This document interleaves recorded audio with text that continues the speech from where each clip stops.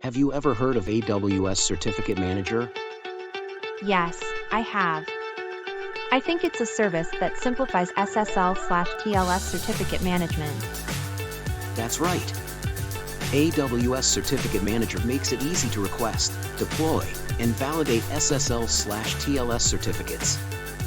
Why are SSL/TLS certificates important?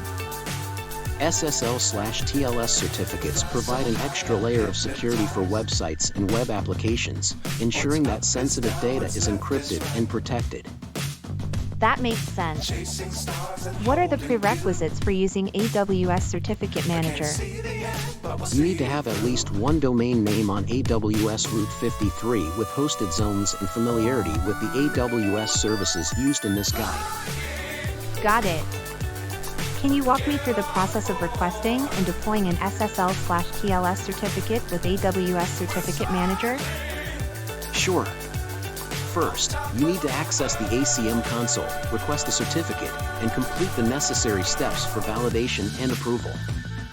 Then, you can create a web application with AWS Elastic Beanstalk, configure high availability, and edit load balancer settings for HTTPS. Finally, you can verify SSL certificate and load balancer configuration and create a name record in AWS Route 53. That seems like a lot, but I'm sure it's worth it. It definitely is. By following this comprehensive guide, you'll gain a deep understanding of how to seamlessly request, deploy, and validate SSL/TLS certificates with AWS Certificate Manager.